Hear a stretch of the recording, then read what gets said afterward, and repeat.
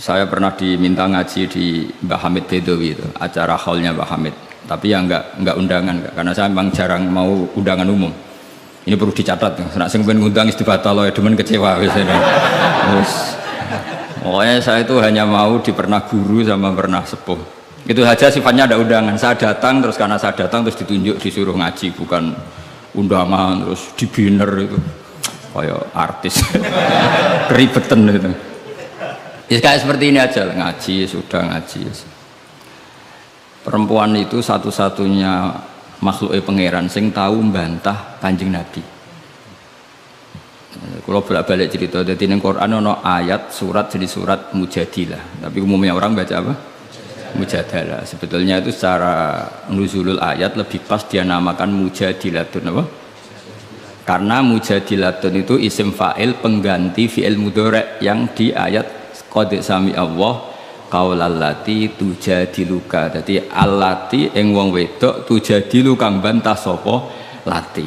Nah, pengganti fi'il mudhari' itu di nahwu itu isim fa'il karena zamannya sama. Fi'il mudhari' zamannya hal dan istiqbal, itu penggantinya hanya isim fa'il. Jadi kalau rajulun yadribu bisa diganti ad-daribu, paham ya? Rajulun yansuru boleh diganti nasirun. Berarti kalau hiya tadribu bisa diganti doribatun. Makanya kalau maknanya ya qad sami'a, teman-teman midanget sapa Allah qaulallati ing pengucapane wong wedok silailati tujadilu kang bantah sapa lati ka ing sira Muhammad fi zaujiha ing dalam babakan suamine lati. Watastaki lan nglaporno sapa wong wedok, nglaporno Kanjeng Nabi. Jadi Nabi seumur-umurnya itu hanya dilaporkan oleh perempuan. Nabi lho, ora trimo kiai, Nabi itu dilaporno. Jenenge wong wedok menawa trimo bojo enteng. Nabi wae dilapor. Jadi wong wedok Nabi wae dilapor. Dilapor ilallahi maring. Terus sempat terjadi debat. Makanya terusannya ayat wallahu yasma'u tahawurakum. Wallahu ta'ala yasma'u krungu sapa Allah. Tahawurakuma ing perdebatan sira loro. Itu perdebatane Nabi kalian perempuan itu. Muhawarah itu kalau dalam bahasa Arab itu perdebatan. Jadi muhadasa, muhawarah itu maknanya apa? Perdebatan. Makanya kalau orang latihan apa? Konversasi Inggris itu, conversation Inggris itu disebut apa? Muhawarah apa? Muhawarah. Muhawaratul lughat al-Inggrisiyah, muhawaratul lughat al-Arabiyah. Itu debatnya itu wah luar biasa. Segamane Nabi kudu kalah wae muwara kekasih pangeran musa-musa wedok. Jadi khaulah itu wahyu. Pokoke ceritane kudu wahyu, gak oleh cerita elek. Khaulah itu wahyu. Mbah Barkhat, mbah Barbiye mulai iku pas sujud. Sing lanang wong Arab. Wong Arab ku gak mangan mendoan, gak mangan tempe. Iso mbok bayangno. Wong Jawa ngono bojone suci tenang ae mangane mendoan. Ambek sego jagung, jadi rawong ayu ya biasa wae. Jadi wong Arab itu mangane daging. Terus neng hadis semua asbabun nuzul redaksine fa'ajabat tu ajizatuha. Nah bermaknane ya fa'ajabat mongko gawakno hu ing rajul jenenge Aus bin Somit. Apa ajizatuha wis bermaknane dhewe ajiz. Pokoke pas sujud itu sing gawakno ajizatuha. Itu jorok iki, jorok niki. Niki murid kecelakaan. Jadi makna sing bener ra iso, nak makna ngono iso. Jadi uteke wis elek banget. Akhirnya jaluk, sing lanang njaluk. Karena sing wedok lagi sujud, lagi nikmati pangeran ra gelem. Ora gelem terus ngamuk sing lanang. Wong lanang ngerjaluk ra dikeki iku ya ngamuk, iku wis kunane kuno. Tapi nek sing mangan mendoan ngamuke rapati tenan karena ya tadi sawate mesti rapati tenan. Wis akhirnya ngamuk. Terus wong Arab itu ngamuk tertinggi itu muni anti aliyya kadhuri ummi, kowe berstatus kayak ibu. Ini makanya pentingnya ngaji tradisi. Berstatus kayak ibu itu di orang Arab itu adalah dzam. Dzam itu satu kesalahan yang harus dikritik. Tapi kalau orang Jawa kan enggak. Makanya kalau saya ditanya, fikih Jawa sama fikih Arab itu beda.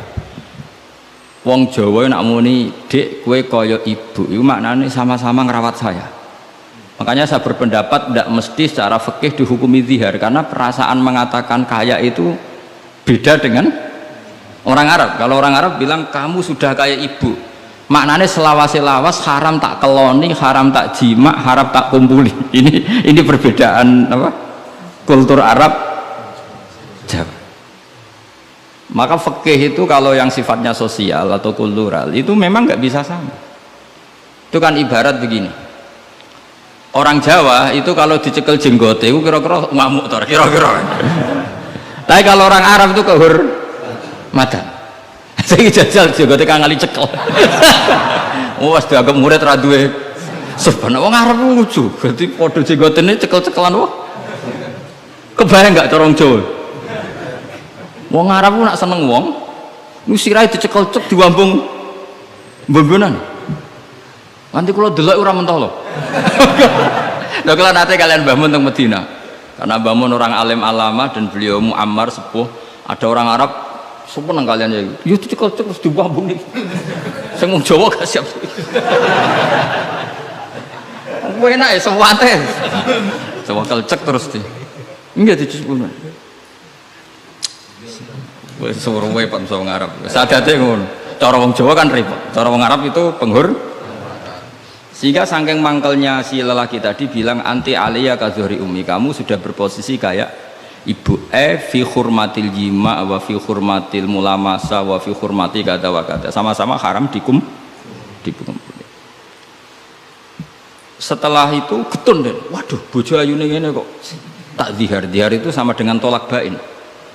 Sing wedok ya getun, sing lanang ya getun. Jika cerita lapor ning Kanjeng Nabi, sing lanang tok sing lapor.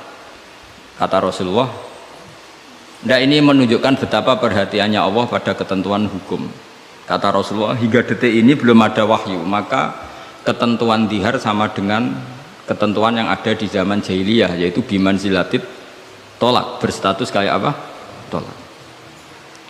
Ya sudah, jenis wong lanang kan nurut, ngulang. Kata Rasulullah, zihar itu kayak tolak. Ya sudah, kita nggak boleh kumpul. Nerima sing lanang nerima, sing wedok gak terima, enggak. Aku dewi sing matur Nabi, puarani kan jenengan. Puarani, ya Rasulullah apa betul engkau menghukumi dzihar kayak tolak? Ya sampai sekarang begitu, belum ada ketentuan dari Allah. Wah ini tidak bisa, itu hukum yang nggak benar, tidak bisa. Kenapa dari Nabi? Ngomongnya jorok, jadi orang wedok mulai disini jorok. Nabi, jenengan roh bojo kula, yo ngerti dari Nabi, yo ngerti. Akala syababi, wa afna umri, wa nasartu lahu batni. Terus ayat hatta idza akala syababi terus ngomong terus enak wae sakniki dihukumi tolak. Kula riyen wayu kinyis-kinyis, sakniki wis rapati ayu. Mergo wis tuwa. Anak kula kathah. Cara hukum tolak zaman kula ayu ora masalah dipegat. Kula golek bojo jek gampang, tapi aku saiki wis tuwa. Meskipun isih ayu, tapi meskipun isih ayu. Jenengan ngertos wong lanang. Anak kula nak dirumat bojo kula mesti terlantar, mesti katut babon. Jenenge wong lanang duda itu mesti katut babon. Nak tarumat kula anak kula kelaparan, wong kula rondo wedok. Jadi enggak bener hukum tolak. Dikaji malih. Jadi Nabi lho dikonokno iku Nabi. Nabi ya tapi hukumnya sementara ngono. Aku iku nabi yang ngenteni wahyu. Ya wis pokoke ngono. Pokoke ampun putusno tolak riyen. Tak tinggal mulai sakniki. Pikir-pikir ya mulai. Jenenge wong wedok. Sekondang tenan kowe. Mulane ning surane ora ana surat rijal, ana surat apa? Nisa. Dadi juara. Mulai. Tapi itu justru ngetokno nak Rasulullah iku nabi. Jadi barang sing kowe ra seneng iku kadang dadi dalailul ijaz. Dalil mukjizati Quran, dalil kenabiane Kanjeng Muhammad sallallahu alaihi wasallam. Itu enggak ada yang dengar debatnya Nabi dan Khawlah, namanya Khawlah. Perempuan ini namanya siapa? Khawlah. Aisyah itu di kamar itu tidak pati dengar. Kok mau alamat-alamat ono wedok ngelabrak Kanjeng Nabi ngono tok kenangan Aisyah. Sopo wani ngelabrak kenyek. Terus bakas sopo terus nggak pati detail. Sayyidah Aisyah itu dengar nggak pati detail. Singkat cerita, pas perempuan itu terang. Ini tak ijazahi wong wedok-wedok sing judes. Nek wis judes menisan dadi wali, pasti didengar Allah. Mulai nang kamar itu terus sholat. Kan mau wis suci bakasane. Tapi iki salat tenan, mau nggo salat bar suci iki salat tenan. Salat tenan. Allahu Akbar. Gusti, niki wonten hukum yang sangat merugikan saya. tolong jenengan sebagai Tuhan, Nabi ini jenengan kandhani hukum niku. Hukum niku kan ngerubah. Piye? Pangeran. Iku apike watas taki ilang. Lah perempuan saiki nak judes mbek sing lanang gak barokah. Mergo kondo mboke kondo dulure. Lah iki sing ra bener. Dhisik ora, tapi watas taki ilallah. Jadi gak lapor sapa-sapa, lapor pangeran. Ya Allah, hukum ini tidak fair, itu merugikan saya. Tolong Nabi ini jenengan kandhani, kayak wahyu terkini. Nak hukum itu tidak seperti itu. Mohon Gusti, jenengan harus mendengar saya. Lah pangeran itu, terus pangeran nurono ayat itu wallahu yasma'u tahawurakum. Malah dimulai ayat qad sami Allah. Allah benar-benar mendeng.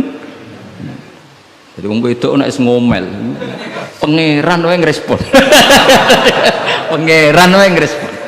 Ijek dikei kot tuh banget oleh ngrespon. Jadi ngomel anak kowe bojomu ngamuk iku mbok respon niru pangeran. Nah pangeran betah wong la tadurruhu maksiatun wala tanfa'uhu taatun. Pangeran orang ngomel kan tenang wae, ora bakal kena madharate. Tapi nek kowe bertahan iso kena ompreng. Jadi kira usah niru pangeran karena ya beda kelas no. Akhirnya sujud tenani pangeran. Pas dekne sujud Jibril teko ning Rasulullah. Dia di rumah, Rasulullah di dalam. Perempuan tadi di rumahnya. Qad sami Allah qala allati tujadiluka fi zawjiha wa tashtaki ila Allah wa wa yasma'u tahawurakum. Innallaha sami'un basir. Sak terus. Nangis sampe wedok mau ditimbali Kanjeng Nabi panggil perempuan itu. Apa yang dia munajatkan sama Allah diterima. Dan Allah meng-ACC keinginan dia bahwa zihar itu tidak seperti tambah nangis sama itu jenengan lu nabi tenan padahal kalau lapore teng kamar jenengan krungu mergo akhirnya itu sono ketentuan alladzina yuzahiruna minkum min nisaihim ma hunna ummahati in ummahatuhum illallahi waladina. Jadi akhirnya pangeran nganggo ilmu status. Mulane saiki umat ya sing statusan niku perkarane.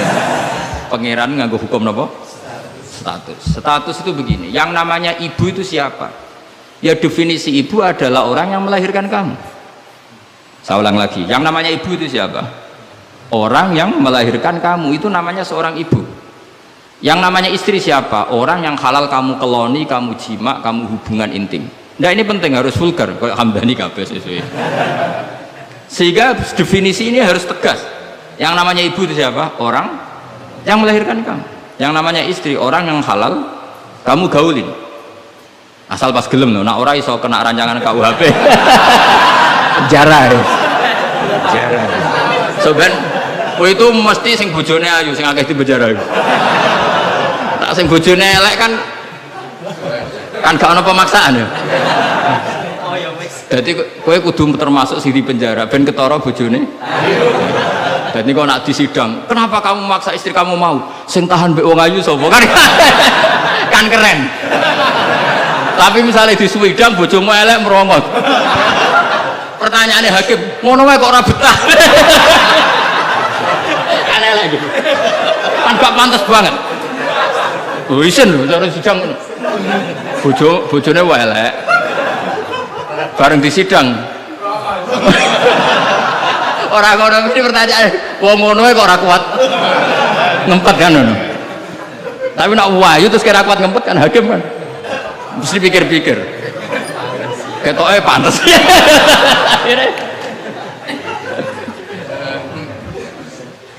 Tapi tak ulang lagi ya, ini fikih ya. Yang namanya apa? Ibu itu in ummahatuhum illallahi waladina. Mulane kan aji Quran sing tahqiq. Yang namanya ibu ya orang yang melahirkan kamu. Yang namanya istri adalah orang yang boleh kamu hubungan intim. Sehingga status ibu tidak bisa diistrikan, status istri tidak bisa diibukan. Maka karena ini penstatusan yang salah, saya ulang lagi, ini penstatusan yang salah, maka nggak perlu punya efek. Efeknya hanya dari segi sanksi kafaroh, bukan merubah status hukum. Hati-hati, awas kena salah, ngerokok kena sekali salah.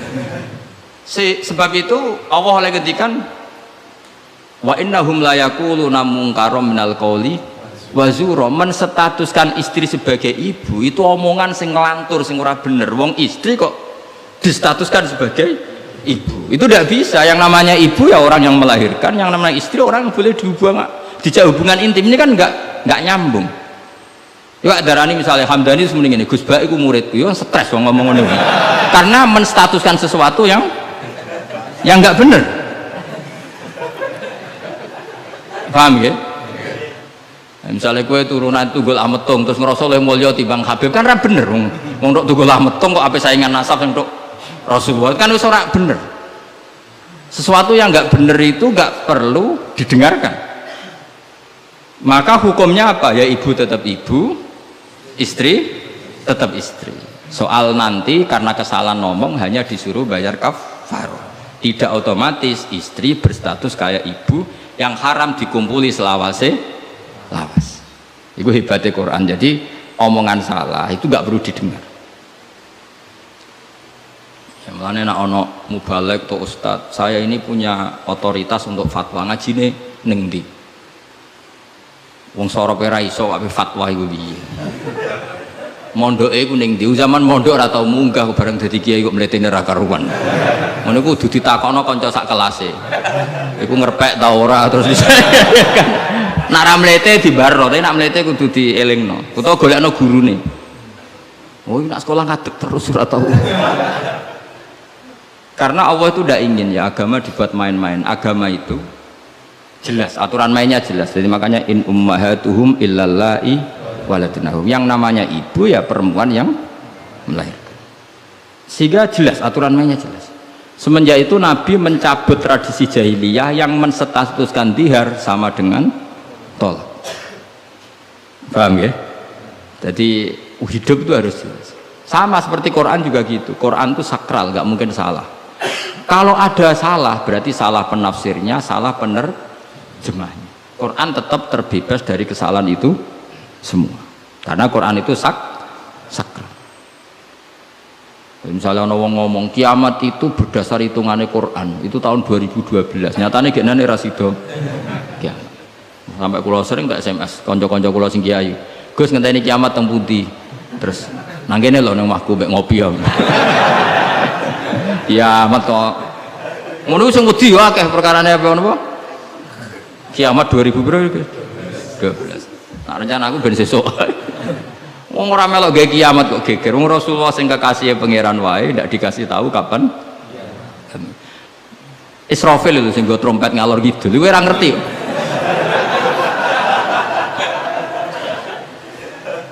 Padahal dia kepengen nang kiamat ben tugasnya selesai. Iku era. Nah artinya begini, barokahnya para mufassir, para peneliti Quran itu nggak mungkin tafsir yang diutarakan ulama itu nggak detail, itu nggak mungkin. Karena ya ini perbandingannya Sayyid Muhammad sampai Sayyid Alawi, Sayyid Abbas sampai Sayyid Zaidi Dahlan sampai Syekh Khotib Minangkabau, saya semuanya itu detail sampai iki Quran iki turun pas Nabi teng dalem, iki Nabi pas tindakan. Iki Quran turun pas dalu, iki Quran turun pas rino. Dengan tradisi sedetail itu kan nggak mungkin salah dalam memaknai. Ora koyo kowe. Ning Quran ono kok ayat piro? Mbah lali pokoke ono. Lah ngono kok dadi mufassir piye? Juga lihat bantah-bantahan Basul Masail. Pokoke ono kitabe. Lah yo kitab apa? Jenenge wae lho lali. Kok halamane jenenge wae. Padahal ulama dhisik ayat iki turun pas Nabi tindak. Turunnya pas bengi. Pas musim dingin, pas musim panas. Dengan pengetahuan sedetail itu, kemungkinan salah itu kecil. Jadi dapat dibakas. Al-Khadori wasafari. Cara kowe kan gunane apa dibakas ning omah mbek. Wis ra bakat ngalim, ning teke saya elek. Sajane kan iso ditebak, misalnya ngene, kowe tukaran mbek bojo ge apan? Setengah tahun sangka kawin, iki alamat. Umur-umur bulan madu kok wis tukaran. Tapi nak kowe sering tukaran mbek bojo sering, jok piro bar 10 tahun. Normal iku. Sak melarat 10 tahun wis bosen. Dadi pancen wis wayahe brontak. Kan orang kan bisa diukur ngamuke kapan, misalnya aku bertukaran mbek bojo, Gus. Lah kawin pirang dina seminggu. Wah, salamat. Al bidayah lahian nihaya wong kawitan umur-umur bulan madu kok wis tukaran. Tapi nak bar 10 tahun itu kesunatan cara kowe. Sing kuat dijak melarat. 10 tahun iso. Nak kuat ya bojomu kelainan, wis kelainan. Jadi iso diukur, tunggale ngiyai semangat. Iku mesti ngiyai pertama setahun 2 tahun. Nunggu wis suwi mesti wis biasa. Perkara wis bosen, semua keinginannya agak kesampaian. Pas latihan kiai kan bayangno masyarakat nurut kabeh, ngaji kabeh. Bareng puluhan tahun masyarakat tetap biasa-biasa wae. Sesuai kan style kendo. Jebule padha wae. Nek semangat pertama mesti semangat. Nah takon imam masjid itu semangatnya mau pirang bulan. Buan den istiqomah jamaah, jebule reaksine tetap soft awal tok. Tambah istiqomah tetap aja soft awal, malah kadang merotoli. Sesuai mesti mikir, tak rewangi ngene yo. Reaksi publik ya pancet, sesuai mengendorkan diri. Akhirnya gawe wakil. Ya wakil sesuai mulai dimami santri ya sesuai santai. Iku sing bener, mulai bener ya iku. Mereka tambah semangat mesti tambah kecewa, orang kok tambah. Makanya itu uniknya Quran, ketika Rasulullah terlalu semangat itu malah mbek pangeran didawi la'allaka bakhiun nafsak. Muhammad kowe aja terlalu iku menggebu-gebu oleh dakwah. Mergo untuk iman ora iku urusanku. Sementing kowe dakwah standar wae. Aja sampai bakhiun nafsak rusak awakmu dewi. Tapi nak kanggo kiai pemula enggak baik niru saya. Saya itu terlalu rileks. Kiai semula cek semangat ben duwe status mong. Nah, kalau kan statusnya saman lah. semangat terus mohon aman lah pokoknya. Jadi akhirnya pangeran itu sakit kanjeng Nabi karena terlalu apa? Tapi itu justru nunjuk Rasulullah betapa sangat mencintai umatnya. Beliau tersiksa kalau orang tidak dapat hidayah. Sampai la'allaka bakhiun nafsak, sampai kata mufassir muhlikun nafsa. Nabi hampir tarodda anil jibal. Sampai pernah berencana cuek lah. Terus sampai Allah dikandani, sudahlah masalah hidayah itu saya. Laisa alaika hudahum walakinna wa yahdi mayyasa. Sudahlah kamu ngaji saja, kamu dakwah saja, tapi tetap laisa alaika hudahum, itu tidak wilayah Anda untuk memberi hidayah. Terus kalau nanti ngaji wae. Ada muni ngene, aku pengen ngaji ning Damaran terus tak ulang ngalim kabeh, demen setruk kena dene. Oh mesti kecewa. Ayo paling sing paham biro, ayo ngaco. Ayo ngaco tak tes. Tapi nak targetnya gak paham no, supaya ngaji, silaturahim, guyon bareng, bar mulai, bar nulis. Mulai mesti rangarah kecewa. Mau takut uang ngaji guys pak, ya ngaji. Piye keterangan wis, oh apik. Baleni raiso, iki lho rekamane. Ayo kelakuanmu ngono ta, kira-kira. Jawab. Ayo jajal tanpa rekaman baleni. Nak ra ngelantur. Lalu misalnya terus kiai ini diambisi ngaji muridnya paham, kira-kira demen kecewa kan? Lah bojo yang ngono tak wari. Ono wong kepengen bojone sholihah, riman, rambantah, demen kecewa. Kowe iku sapa? Wong mbok cukupi wae jek bantah ngono ra mbok. Sokoke di target bojo iku penting wedok nak salat madhep ngulon. Ya wis kok. Iku mesti gak gampang kecewa. Lho kula es kiai, bojo kula yo ning. Ya aku narjetno bojo pokoke urip, salat, seneng. Dadi ora usah bayangno teko lunga disambut, terus digodhogno banyu nggo teh, mbok disiramno ya ora. Demen kecewa, apa? Demen kecewa. Pokoke anggar teko takoki, jek urip, Dek. Alhamdulillah bojoku ijek urip. Misale kok minggat mulai, Mas aku semula nang wong tuaku. Melok kowe yo melarat atau melok wong tuaku. Alhamdulillah Dek ge cerdas. Tahu sing pantes dieloki. Jan cara hukum melok wong fakir iku kebodohan. Melok wong tua sing sugih itu kepintaran. Tanggapi secara ilmiah. Kok ngergoni wong lanang ujug-ujug mulai ndak ini? Kamu punya istri yang menghormati ilmu. Di mana-mana melok wong fakir ora enak. Melok wong tua sing sugih iku enak. Berarti bojo pinter ta goblok? Pinter. Jadi sing syukur ya. Alhamdulillah Dek kok pinter. Kowe genane melok aku fakir 5 tahun aku ya jagal. Wong kok gobloke ngono. Jadi jek kowe mulai iki. Lah misale ki dirafa. Wis Mas tak rafakno Mas, aku pegat Mas ngene-ngene. Ya ngono ngono. Nak pancen kowe entuk sing luwih apik timbang aku. Ya piye meneh. Tapi iku kan barang sing ora mesti. Sing karuan mesti iku ya aku iki wis bojomu. Terangno. Mengejar barang ora mesti iku bahaya. Terangno. Tapi nak bojo jawab ngene, fakirmu wis mesti. Sugihmu ke depan ora mesti. Nak adu al yakin la yuzalu bisak. Baru saiki malah ngaji usul fikih. Ngaji kaidah fikih al yakin la yuzalu bisak. Malah debat. Tapi intinya gini ya, dari mengerti seperti ini kemungkinan para mufassir salah dalam mengartikan Quran itu kecil karena hadori Nabi di dalam untuk wahyu itu roh niteni. Mulane Aisyah radhiyallahu anha itu ngerti banget Nabi nantok wahyu. Kenapa tahu? Ketika ayat baroah terbebasnya beliau dari tuduhan apa? Zina dengan Sufyan ya, Sufyan al-Mu'attal itu Nabi itu fiyaumin syatin di hari yang sangat dingin, musim dingin. Di Arab itu kalau musim dingin itu ada salju.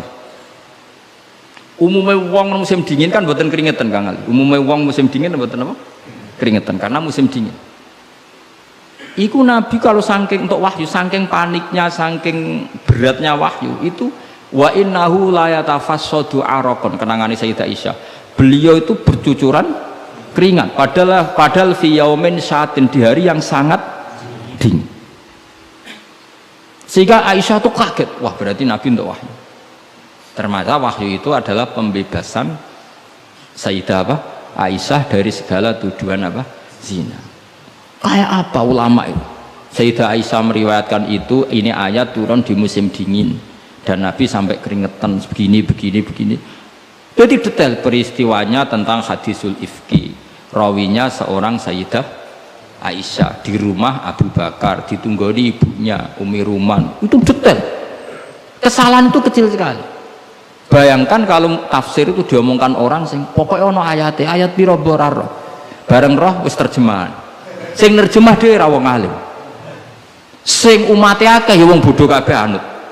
Terus otoritasnya itu di mana? Bayangkan ulama dulu wis alim, diuji oleh orang alim, dia murid alim, dikontrol oleh orang alim. Imam Bukhari itu diakui orang alim setelah diuji 100 ulama ahli hadis. Itu lagi lolos. Saiki ora, wong bodho kabeh ngaji, iku niate ngaji mau golek barokah, ora golek paham. Mergo wis ngerti nek ora bakal paham. Dadi akhirnya ya realistis ae. Takoki kenapa ngaji sing untuk barokah? Semangkone kok nguri ora paham. Mau kenangane ngajine rame, wis ngono tok. Mbak Kasapo mbah kok nguri rapati krungu. Padahal umpama ngarep lah ya padha ae rapati paham. Dadi mulane nek rapati paham kok nguri ben alasan nek ora paham. Tapi ngaji ilmu sama ulama dulu tuh ora paham ora iso. Mung dites. Imam Syafi'i itu ngaji Imam Malik itu dites. Maca muwatta sik disinaoni sik lagi ngaji Imam Malik. Terus cek dites. Sufyan As-Tsauri nate ngetes Imam Syafi'i ngene. Cara kowe mesti gagal. Tes-tesane ngeten. Ada Sufyan As-Tsauri, ada Sufyan bin Uyainah. Ini ulama-ulama seniornya Imam Syafi'i. Ya Syafi'i nanya lo ya jangkar karena lebih senior. Ma maknal hadis la tuharrikut tayra utawa atiron la tuharriku at-tayra min wakanatiha. Sebagian riwayat min makinnatiha.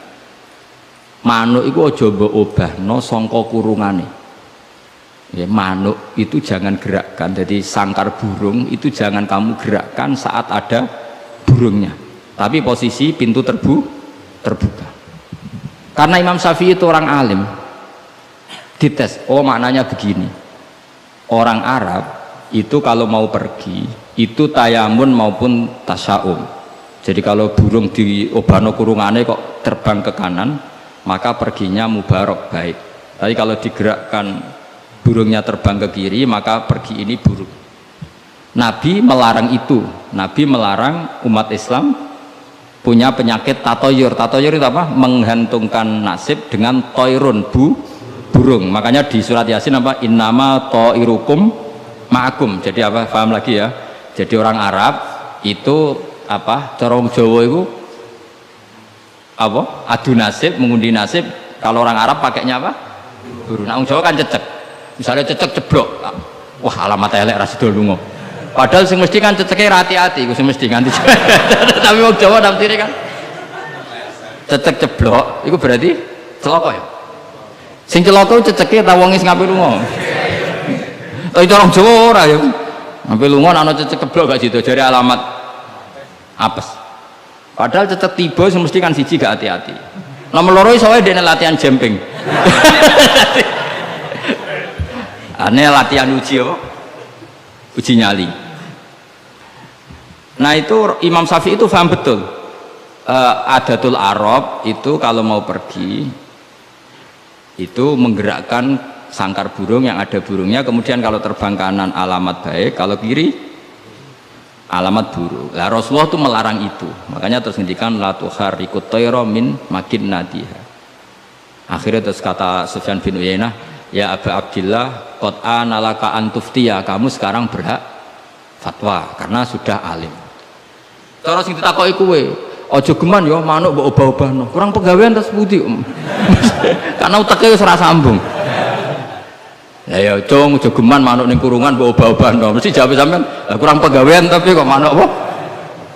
Tapi Imam Syafi'i tahu betul maknanya adalah apa? Rasulullah tidak ingin orang menggantungkan nasib dengan pergerakan burung, dan itu adatnya orang Arab dulu-dulu. Makanya no inna tatoyarna, jadi tatoyur itu maknanya apa? Menggantungkan nasib dengan melihat arah terbangnya apa? Burung. Mulane diarani toir. Toir itu dari kata toirun, apa? Burung yang terbang. Pun kalau terus nanya. Jadi kalau sampean tanya kenapa ini dipelajari hadori, safari, laili, nahari, saifi, sitai, dengan otoritas seperti itu maka kemungkinan ulama salah itu kecil karena jadi misalnya gini, Rasulullah itu suka dahar daging, ya sudah kita tafsirkan hanya ada momen di mana Rasulullah itu suka dahar daging. Rasulullah itu sering lapar, ya maksudnya ada momen yang Nabi itu milih lapar. Rasulullah itu suka dahar, ya ada momen yang Nabi itu suka dahar. Tanpa itu nanti makna hadis itu kacau semua. Apa? Kacau semua. Karena makna hadis itu otoritasnya itu terserah kita. Maksudnya terserah kita gimana? Misalnya begini, awas rungokno, awas sekali salah setengah kafir. Maksudnya kafir swasta, bukan kafir tenan. Nggak, coba misalnya begini, enggak ini saya bedai. Wes akan ngalillah alhamdulillah. Ittaqu waha, ke nama anak ini coba, ndak jawab saja. Ittaqu wadiya sira kabeh. Takutlah sama Allah. Dengan cara apa coba? Wah, aku mbek Allah wedi terus kabeh melayu menghindari Allah. Tapi lafadz yang sama dipakai ittaqun nisa, takutlah sama perempuan, sama istri. Serius, wis takut ora usah dikongkon wis takut. Ada lagi misalnya nyuwun sewu ittaqul hayyah, kamu takutlah ular. Ittaqul faqra, takutlah sama kefikiran. Sama-sama kalimatnya takut, tapi tetap proporsional sesuai makna yang terkait. Ittaqullaha bitaat, takwalah Allah dengan melakukan taat. Justru takwa kepada Allah itu kita harus menuju Allah. Ya saya ulang lagi ya. Takwa kepada Allah itu justru harus menuju Allah. Sehingga monggo mriki, tafadhol mriki. Mboten niki sami. Iya, saudara antum ini. Ya saya ulang lagi ya. Lafadz itu akan proporsional sesuai konteksnya. Dan ini para pendengar harus tahu. Misalnya saya ulang lagi ya. Ittaqullaha, takutlah kepada Allah. Apa artinya kita menghindari Allah? Kalau kamu takut ular, takut perempuan cantik, kena fitnahnya harus menghindar. Kalau takut Allah, kalau menghindarkan malah salah. Makanya di Quran ada ayat gimana? Wa dhannu alla malja'a minallahi illa ilaih. Ada 3 sahabat yang melakukan kesalahan, yaitu takhalluf anil jihad. Beliau terlambat mengikuti perang Tabuk. Singkat cerita dineng Kanjeng Nabi sampai 50 hari. Semua sahabat diperintahkan Nabi jangan omongi dia. Hujran dineng. Sehingga ketika dineng itu mereka sudah selesai hidupnya. Ini disebut wa alas salasatil ladzina khulifu hatta idza daqat alaihimul ardu bima rahubat wa dhannu, saat terusnya itu sampai wa dhannu alla malja'a minallah illa ilaih. Ketika dineng Nabi, dineng sahabat, wah entek uripku. Bareng ngrasa entek uripe terus beliau iktikaf di masjid, bahkan menyancangkan diri, mengikatkan diri di tiang apa? Masjid, dan dia berjanji semua hartanya diamalkan, semua hidupnya diibadahkan, dan dia mengira sudahlah saya tidak bisa lari dari Allah kecuali menuju Allah itu sendiri. Jadi unik kan, takut Allah itu artinya apa? Justru harus mendekat. Kamu takut kiai, semua kiai kita hormati, kita hormat sama Mbak Arwani, Mbah Mun, hormat sama Mbah Hasyim Asy'ari. Tapi hormat kita, takut kita malah kalau ada kiai ngaji kita mendekat. Tapi kalau takut ular kubra harus lari. Nah, sama-sama kalimatnya takut. Nah, bayangkan kalau makna di Quran seperti ini tidak oleh ahlinya, betapa salahnya. Sama-sama kalimatnya takut. Nah, tapi dengan banyak pengetahuan yang musalsal ila Rasulillah sallallahu alaihi wasallam, kita tahu proporsi ittaqun nisa kayak apa, ittaqullah kayak apa, ittaqul hayah kayak apa. Cinta juga gitu, cinta kepada Allah kayak apa, cinta kepada Rasul kayak apa, cinta kepada perempuan kayak apa, cinta pada teman kayak apa. Semuanya redaksinya juga hub, mahabbah. Tapi orang akan proporsional. Makanya ulama itu kalau ngendikan lafaz yang sama itu ditafsiri beda-beda. Misalnya gini, yang paling terkenal, nak kira atau krungu ya kebangetan. Innallaha wa malaikatahu yusholluna 'alan nabi. Wassalat minallah ar-rahmah wa minal malaikah istighfar wa minal adami tadarruun wa du'aun. Coba, Allah itu kan di atas Rasulullah Muhammad. Apapun hebatnya Kanjeng Nabi kan di bawah Allah. Berarti Allah di atas Kanjeng Nabi. Maka ketika ada ayat gini, innallaha saat temne Allah taala yusolli misalnya. Maca sholawat sapa Allah. Mosok macane sholawat Allah muni ngene, Allahumma sholli ala Muhammad. Lho Allah dhewe kok muni Allahumma terus piye kan gitu. Paham ya? Tentu redaksine Allah ya usolli ala Muhammad. Saya menambahkan rahmat kepada, ya langsung jadi usolli ala Muhammad azidu alaihi rahmatan. Saya menambahkan dia tak kasih rahmat. Wa minal malaikati istighfarun. Ketika seorang malaikat disebut membaca sholawat kepada Nabi, artinya malaikat memohon kepada Allah supaya menambahkan sholawat atau istighfar. Nah kita ini kan wong sombong. Kita semua ini nak wong sombong, nak ndongakno Kanjeng Nabi, wong kowe dhewe nasib ora jelas kok ndongakno wong sing jelas. Ya demen diguyu malaikat. Ya Allah, tolong ya Rasulullah itu jenengan sakit ini, nak ora bahaya kafir. Maka ketika kita baca sholawat kepada Nabi itu bentuk tadarruk kita, bentuk DPDP kita. Ya Allah, jasanya Nabi yang begitu banyak, saya tidak mungkin membalasnya. Sehingga urusan balas membalas budinya saya pasrahkan jenengan. Sehingga sholawat dari kita itu pengganti doa jazallahu anna Muhammadan bima huwa ahlu. Balaslah ya Allah Rasulullah Muhammad dengan status yang beliau miliki. Karena kita ini utang jasa tapi tidak berkutik mau balas pakai apa. Sehingga sama-sama sholat. Minallah maknanya pemberian, dari malaikat maknanya istighfar, dari kita maknanya tadarruk. Semuanya katanya sholat. Jadi makna itu pasti ada proporsinya. Ada apa? Proporsi. Dan itu ulama tahu. Sehingga kemungkinan salah itu kecil karena dari awal dianalisis tadi ada ayat hadoriyah, safariyah, lailiyah, nahariyah. Sehingga detail. Nah, barokahnya ngaji ini kamu kemungkinan mufassir ulama dulu salah itu kecil sekali karena tadi terhitung. Bahkan per kalimat itu terhitung. Sampai ada guyonan ulama kalau kamu ingin tes doktor tafsir. Itu ada satu kata, sak kalimat, ora sak kalam, sak kalimat yang diturunkan Quran. Itu ketika ada ayat wa kulu washrabu hatta yatabayyana lakumul khaytul abyadu minal khaytil aswad. Dhisik waqaf. Minal aswad itu waqaf. Sehingga sahabat itu kalau bulan Ramadan, kalau malam-malam dulu kan tidak ada listrik. Itu di pintunya Kang Ali, di pintunya itu dikasih benang hitam sama benang merah. Jadi agar jimak bojone didelok. Orang ketok ijek oleh berarti kan gitu. Kok orang ketok ijek oleh mangan ya gitu, mangan tengah mangan nginceng neh. Oh orang ketok berarti karena ukuran menjadi gak boleh makan minum itu apa? Sehingga benang hitam terbedakan dari benang putih dalam pandangan mata. Ya begitu terus. Ketika Rasulullah dilapuri itu, dilapuri wong salah paham mau do masang apa? Benang. Menurut santri sing nakal benangnya cilik benang ketok-ketok. Nah benangnya gede kan gampang ketok. Akhirnya Jibril teko, orang ngono mat maksudnya umatmu salah paham. Iki aja ana sak kata suruh tak turunno minal fajr. Jadi minal fajr itu satu-satunya contoh ning Quran sing turun mau sak kalimat tok. Jadi Jibril kok langit medun ning bumi, iku mau nggawa minal fajr. Ya sak akeh akhire kok langit tok bumi mau nggawa apa? Minal fajr. Iku Jibril mau turun apa? Minal fajr. Satu-satunya contoh Quran turun sak kata, sak kalimat, ora kok apa?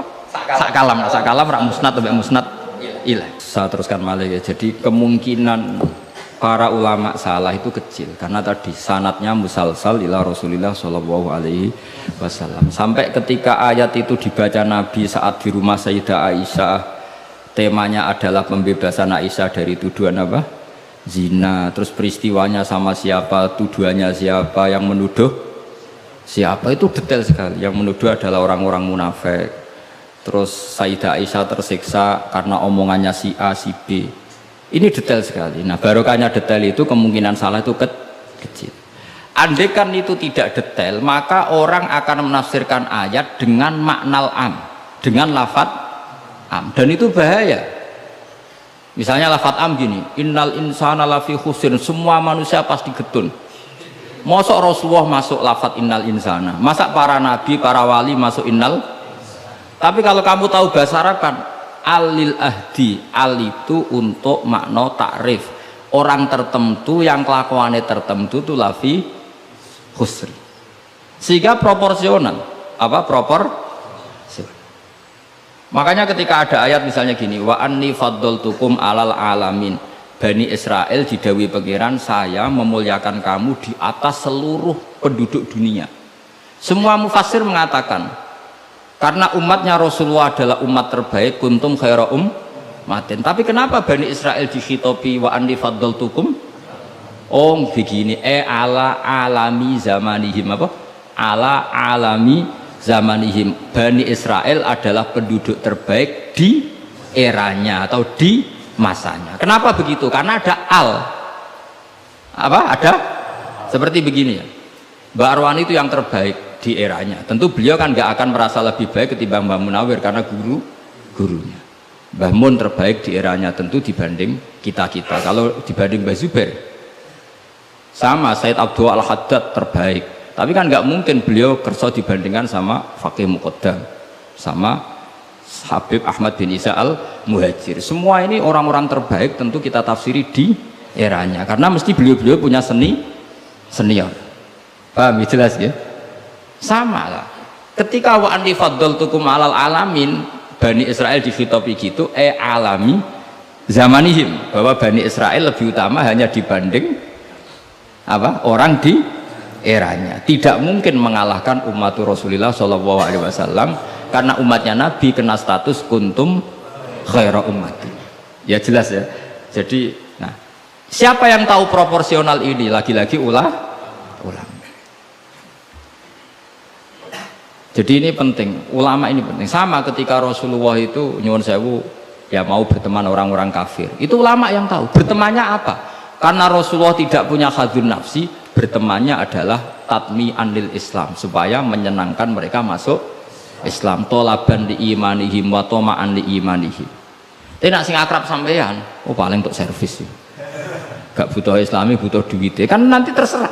Sama-sama dohir itu mau berteman, tapi kan beda orang soleh sama ndak. Aku bolak-balik nyontono gampang kasus wong itu.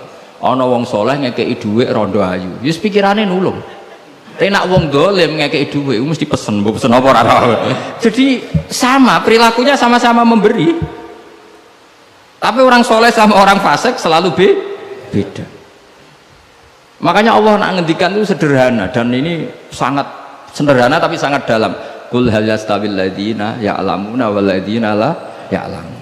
Afaman kana mu'minan kaman kana fasiqo. Sama. Lho coba kiai sama orang fasik ya ramah ya lomo. Enak menawa gelem dadi apik. Antar wong fasik ya sayang ya lomo, ben kena dadi anak buah, ben gelem ngedaro narkoba. Lomane padha, pemberiannya sama. Sing kiai memberi ben orang ini jadi baik, sing bandar narkoba memberi ben gelem dadi anak buah. Memberinya sama. Perhatiannya yang beda apa? Niatnya, karena tidak akan sama afamangka mu'minan kamangkana fasiko. Lah saya ingin Quran itu dibaca seperti ini sehingga kualitas maknanya terjaga. Karena bawa koyok kue terus diterjemah, apakah orang mukmin sama dengan orang fasik? Jawab tidak. Itu bangunnya apa ujian masuk madrasah aliyah. Bocok orang karu-karuan paham itu. Jadi sing detail ya, ngaji Quran sing detail. Jadi afamangka mu'minan kamangkana fasiko. Makanya Rasulullah nanti ngendikan, dan hadis ini saya pegang betul, jangan geman salah faham sama orang soleh yang alim, karena motifnya pasti kebenar meskipun dohiri salah. Terus Nabi ceritakan habrun min ahbari Bani Israel, dulu itu ada orang alim dari Bani Israel, itu orang soleh sekali, alim sekali, tapi ketika beliau sodakoh itu dikasihkan sama maling. Fatahat dasan nas, orang geger, orang alim sodakoh bek maling, Kang Ali santri radikai malah maling. Kontroversi belum selesai, hari kedua dikekno lonte, dikekno wong nakal. Geger meneh. Ini orang alim malah ngamaling lonte, geger. Geger belum selesai, hari ketiga dikekno wong sugih. Jadi 3 hari itu keliru terus. Tapi beliau orang alim, orang ini dipuji Nabi, kata beliau begini, wong nganti dadi lonte, wak kepen golek duit. Jadi wingi ku tak kei, nduk kowe Pak dadi lonte golek duit iki tak kei tapi ora usah dadi lonte. Fala Allah antas taifa, saya memberi itu supaya dia enggak jadi nakal. Beda enggak ambek wong fasik sing ngekei duit. Ayo beda to ora? Terus yo pesantren. Terus copet itu dikasih, ditanya. Kenapa kamu ngasih copet? Lah ya copet nganti nyopet golek duit, cung ora usah nyopet ya dina iki tak kei. Biasanya sedina untuk piro cung misalnya? Ya 500.000 wis kei 500.000 ora usah nyopet. Artinya apa? Sama-sama bentuknya itu ngasih, tapi motivasinya B. Sing paling sinis terakhir, wong sugih dikai. Wong sugih ya bingung, "Mbah ya iku wis sugih mbok kei duit." Lah nganti kowe medhit, iku ora saking senenge duit tak tambahi. Akhirnya isen sugih. Makanya masyhur itu. Jadi artinya gini loh, wong alim ora iso dipadakno wong. Makanya ketika Rasulullah SAW berteman dengan Nasara Najron, sampai Nasara Najron sowan ke Nabi konsultasi tentang agama, terus bagian riwayat Nabi menghormati mereka, itu beda dengan kita. Kita seperti itu nggak boleh niru-niru amat karena konteksnya beda. Kekuatan kita, iman kita dengan Nabi itu beda. Tapi tetap ini menjadi hukum, siapapun boleh menganalisis sesuai fahamnya masing-masing, tapi tetap beda. Saya ulang lagi, tetap beda. Karena tadi misalnya ono wong alim soleh terus senengane mulang rodo-rodo ayu, ya kita harus husnudon. Paling banter sangka bodoh dadi pinter, sangka nakal dadi solihah, sangka kedonyan dadi eling akhirat. Ya motif utamanya seperti itu. Senajan kok akhirnya kecoba Hamdani terus ono sing diwayo, ya tetap halal kan diwayo. Tapi kan motivasi utamanya itu bahwa para janda ini harus lebih baik. Makanya nenggone dibak ning manakib, nenggone dibak berjanji wayamsi ma'al armalati, di antara sifatnya Nabi itu mau mengajarkan beberapa janda. Karena mereka kasihan. Tapi nak sing mulang sampeyan, sing mulang Hamdani, sing khusnudan ku sapa? Khusnudan kebodohan. Karena terus eling dene sing ayu iki sing elek iki. Dadi ora penting iku paham ta ora, yang penting dene apal apa? Itu kan ngeri betul. Maka ini penting saya utarakan. Jadi Allah nak ngendikan itu sebenarnya sederhana, tapi maknanya jauh. Afamangka mu'minan kamangkana fasiko. Saya itu merasakan, saya kemarin 7 hari di Korea.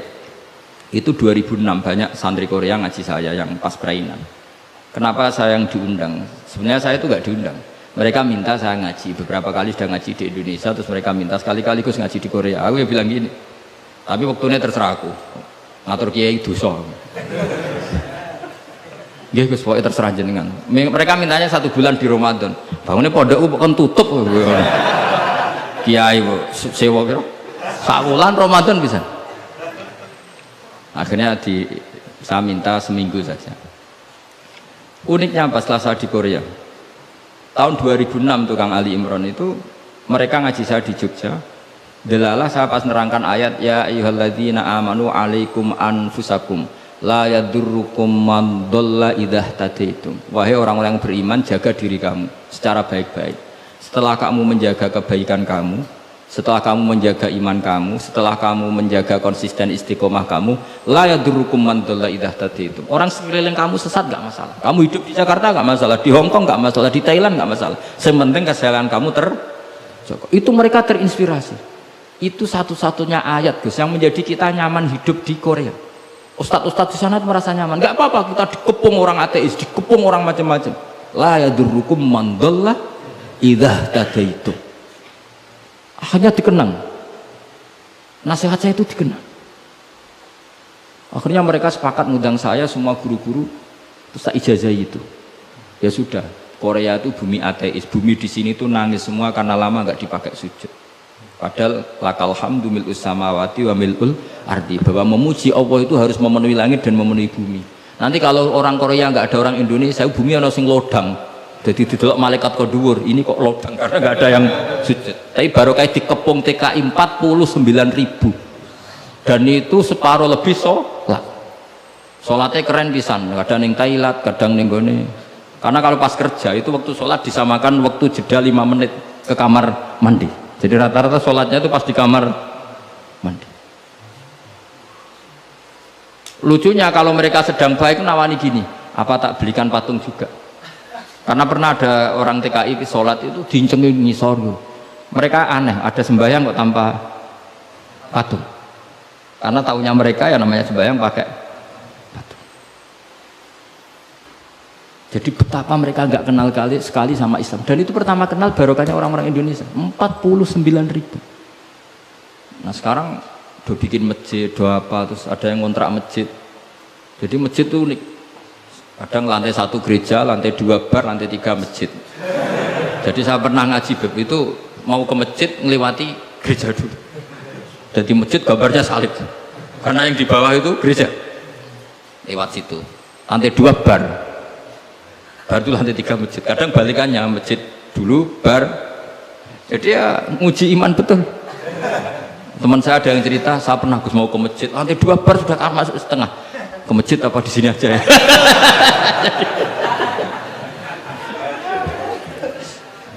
Tapi ya tadi, makanya kita semua syukur betul umatnya Rasulullah Shallallahu Alaihi Wasallam itu dikawal Quran ila yaumil kiamat. Jadi yang dikawal Quran bukan orang Kudus saja, bukan orang yang daerahnya mayoritas Muslim saja, termasuk orang yang di Korea, di Uni Soviet juga dijaga Quran. La yadurrukum man dhalla idza tadi. Saya punya dokumennya ya, orang-orang Rusia Kang Ali ketika Uni Soviet itu mengkooptasi 100 tahun. Itu orang-orang Islam turunan Uzbek, turunan Syria, turunan Arab. Itu kalau ngajarkan tauhid itu di basement, di bawah tanah. Karena mereka dipaksa menjadi komunis.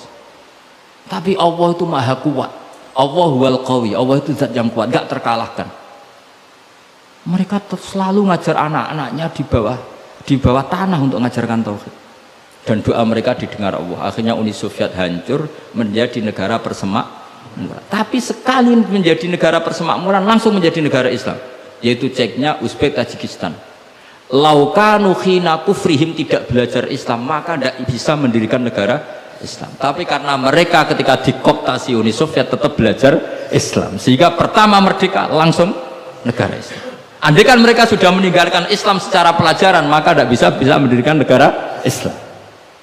Tapi mereka ketika dikooptasi tetap belajar Islam meskipun sembunyi. Sebenarnya itu jenenge la yadurrukum man dhalla idza tadaitum. Jadi orang sekeliling kamu sesat gak masalah, asal komitmen kamu sendiri tercerahkan atau mendapat hidayah. Dan saya itu ingin ya Quran-Quran seperti ini tuh mancep ning umat Rasulullah Shallallahu Alaihi Wasallam. Jadi eling-eling ya ayyuhalladzina amanu alaikum anfusakum la yadurrukum man dhalla idza tadaitum. Jadi kamu tidak usah takut sama kayak apa Jakarta kata orang banyak kota maksiat gini-gini, itu tidak benar. Banyak orang-orang alim, siapa yang nggak ngerti Habib Mundir di era modern, sampai majelis Rasulullah besarnya juga di Jakarta. Siapa yang nggak ngerti keluarga Kuitang, Orang-orang alim yang non habaib juga banyak. Dulu ada Mbak Syafi'i, sekarang ada Pak Sukron Makmun, Pak Nur Iskandar. Banyak teman-temannya bapak yang alim di Jakarta. Santri saya yang Jakarta ya banyak. Muhibin saya Jakarta ya banyak. Karena ketika orang itu baik, itu la yadurrukum man dhalla idza tadaitum. Uni Soviet kayak apa dikjayanya? Ketika mereka hancur, malah mereka akhirnya yang hancur dan berdiri negara-negara persemakmuran dengan asas napa? Islam. Jadi gue rasa khawatir, wah ini negara Indonesia rusak, tauhid kudu dihancurno. Wah apa-apaan, gak tau ngaji, yakin gak tau ngaji.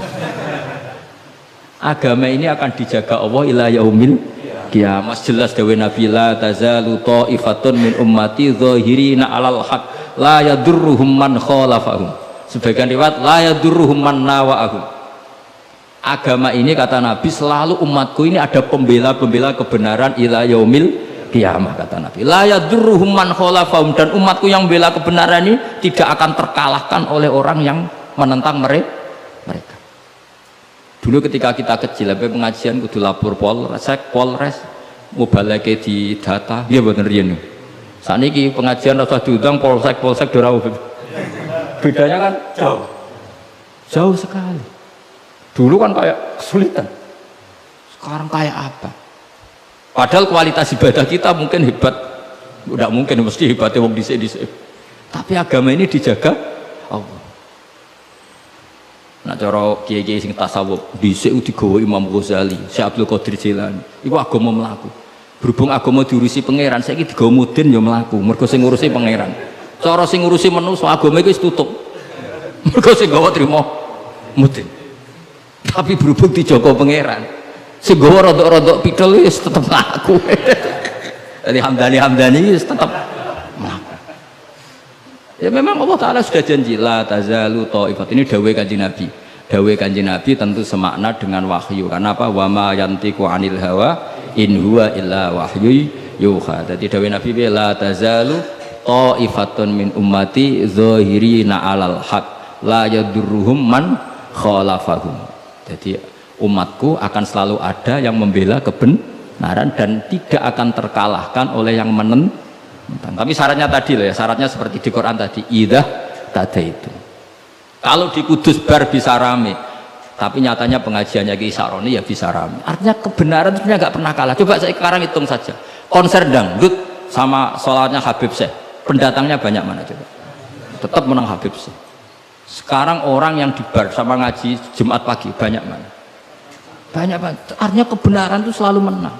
Lah repotnya kadang sih kebenaran itu hitung-hitungan. Tak rewangi ini untuk obol, itu mulai masalah. Kalau yang bawa saja sudah ada ikhlas itu mulai. Asal yang bawa ikhlas, insya Allah tetap menang gitu.